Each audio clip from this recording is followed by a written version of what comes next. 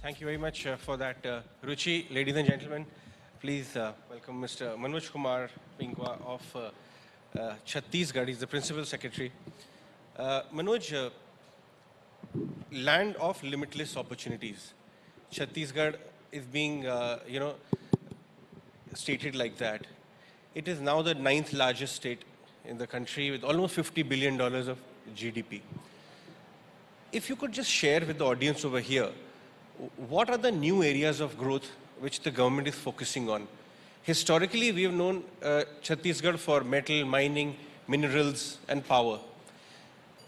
What are the developments happening in newer areas, if you could share? Yeah, as you would be knowing that about 70% of the population of Chhattisgarh is still living on agriculture.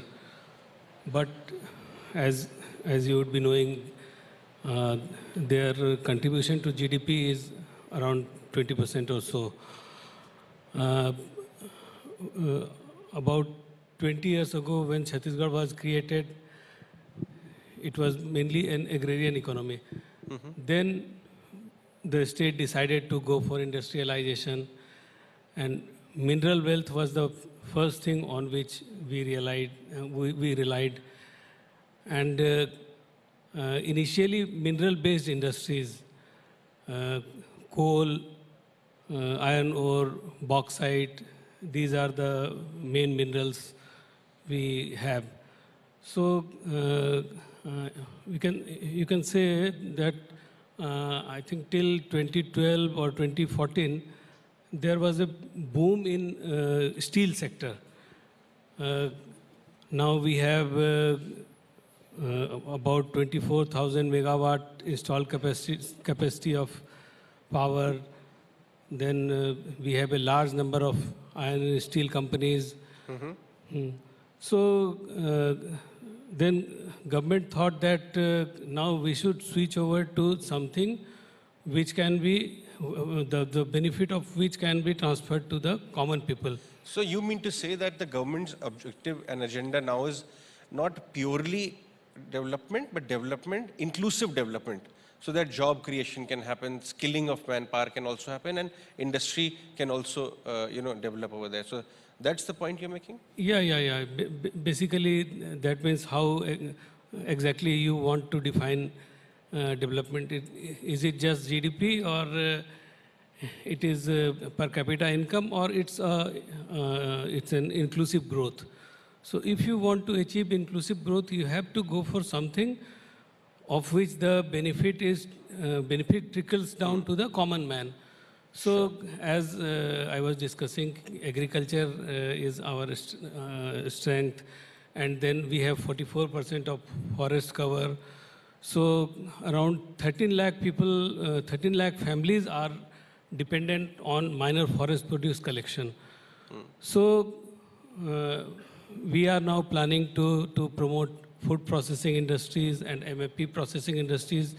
And in food processing, mainly herbal, mainly horticulture-based food processing, fruits and vegetables-based food processing, and then among the minor food forest produce, herbal, medicinal plants, etc. That's we are focusing. Sure, because as we were saying that a lot of times large states produce, certain output, with it minerals or fruits and vegetables, then it is exported out of the state, and processing happens somewhere else, and finally वो product बन के उसी state में much higher value पे आता है. So the value addition का process the mother state or the state of origin miss कर जाता है. So do you want to capture that value in the state itself?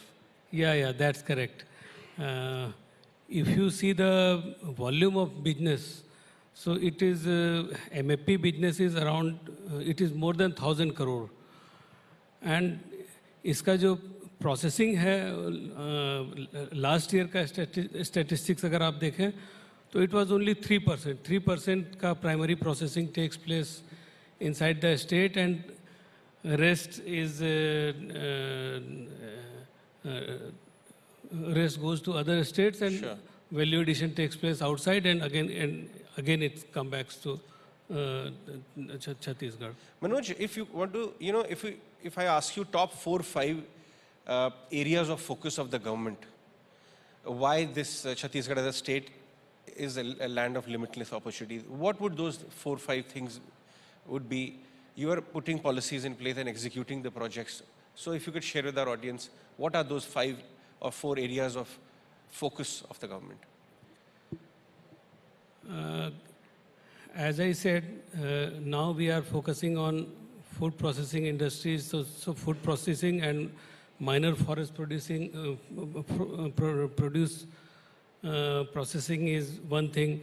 Then we are focusing on pharma, textiles, IT. So these are the things where we still have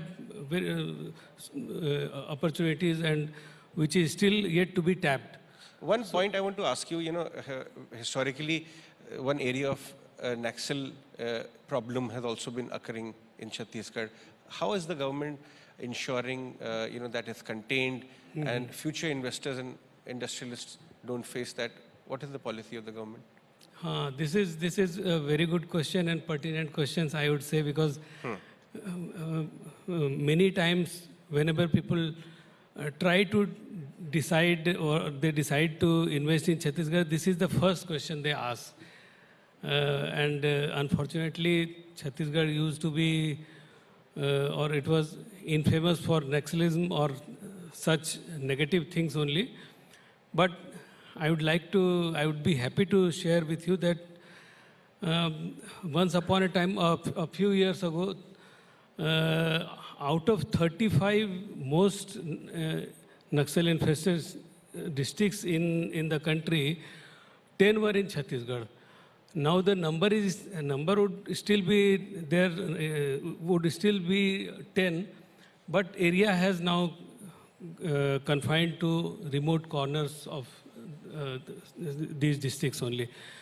Bastar area, which is mainly known for Naxalism, it is now, Bastar is around 40,000 square kilometer. And if we talk in terms of percentage, less than 10% would be affected by Naxalism. So this is one thing which has earned a lot of bad name for us. Otherwise, it is totally, in terms of law and order, it is a very peaceful state and people are peace-loving. So everyone is welcome. Sure. I'm sure, a lot of investors and industrialists out there would be listening to those words of assurance from you today. Thank you very much for your time. Back to you, Abba.